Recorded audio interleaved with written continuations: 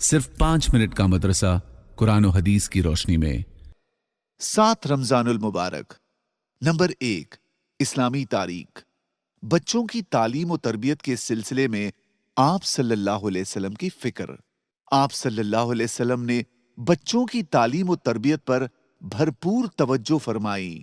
چنانچہ جب بدر کے قیدی مدینہ منورہ لائے گئے، جن میں سے بعض کے پاس فدیہ میں دینے کے لیے کچھ نہ تھا، تو آپ نے ان سے کہا کہ تم میں جو شخص لکھنا جانتا ہو وہ فدیے کے طور پر انصار کے 10 بچوں کو لکھنا سکھا دے، اس کے بعد اسے چھوڑ دیا جائے گا۔ خود آپ صلی اللہ علیہ وسلم بھی موقع با موقع بچوں کو دین کی باتیں سکھاتے رہتے۔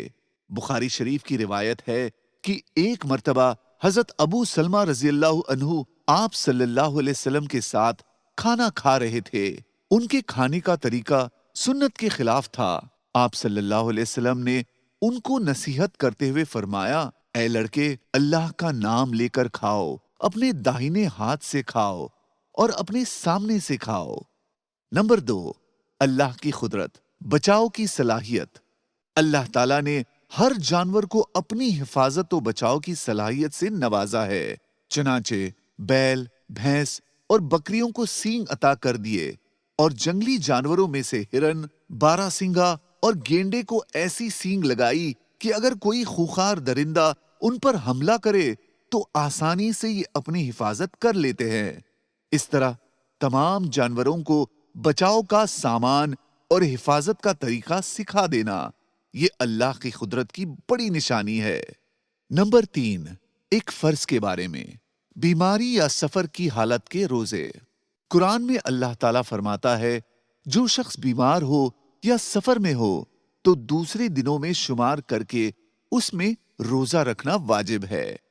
نوٹ: رمضان میں اگر کوئی شخص بیمار ہو جائے اور روزہ رکھنے کی طاقت نہ ہو یا سفر میں ہو اور روزہ نہ رکھا ہو تو بعد میں اس کی قضا کرنا واجب ہے۔ نمبر 4، ایک سنت کے بارے میں، سنت پر عمل کرنا۔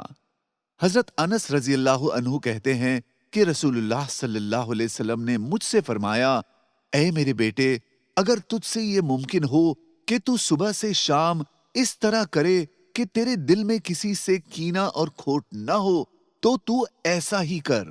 پھر فرمایا، اے میرے بیٹے، یہ بات میری سنت میں سے ہے، اور جس نے میری سنت کو زندہ کیا اس نے مجھ سے محبت کی، اور جس نے مجھ سے محبت کی وہ جنت میں میرے ساتھ ہوگا۔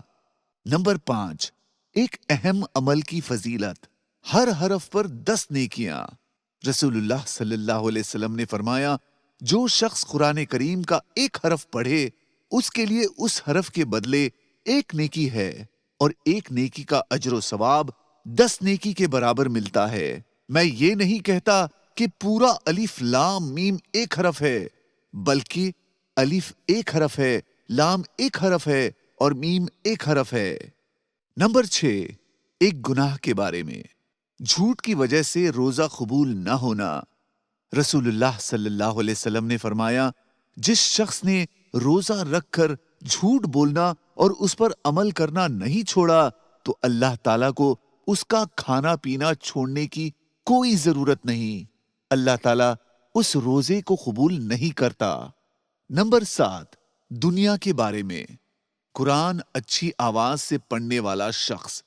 حضرت طاؤس رحمت اللہ علیہ کہتے ہیں کہ کسی نے رسول اللہ صلی اللہ علیہ وسلم سے پوچھا کہ اچھی آواز سے قرآن پڑھنے والا کون شخص ہے؟ حضور صلی اللہ علیہ وسلم نے فرمایا، وہ شخص کہ جب تو اس کو تلاوت کرتے دیکھے تو محسوس ہو کہ اس پر اللہ کا خوف ہے، یعنی اس کی آواز سے ڈرا ہوا ہونا محسوس ہوتا ہو۔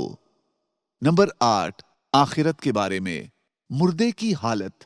رسول اللہ صلی اللہ علیہ وسلم نے فرمایا، جب مردے کو لوگ اٹھا کر چلتے ہیں تو اگر وہ نیک ہوتا ہے تو وہ کہتا ہے مجھے جلدی آگے بڑھاؤ، اور اگر وہ برا ہوتا ہے تو کہتا ہے ارے میری ہلاکت آئی، تم کہاں لے جا رہے ہو؟ اس کی آواز کو جنات و انسان کے سوائے اللہ تعالیٰ کی تمام مخلوق سنتی ہے۔ اگر انسان اس کی آواز سن لے تو بے ہوش ہو جائے۔ نمبر 9، तिब्बे नबवी से इलाज, सूरे फातिहा से इलाज। रसूलुल्लाह सल्लल्लाहु अलैहि वसल्लम ने फरमाया, सूरे फातिहा हर मर्ज की दवा है। फायदा, अल्लामा इब्ने क़य्यिम रहमतुल्लाह अलैह फरमाते हैं, अगर जिस्म में कहीं दर्द हो तो दर्द की जगह हाथ रखकर 7 मर्तबा सूरे फातिहा पढ़े, इंशाअल्लाह आराम मिलेगा।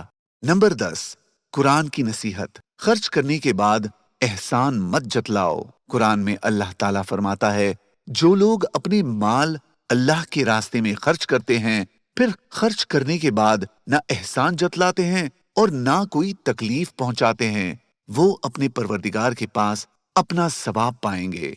जज़ाकल्लाह।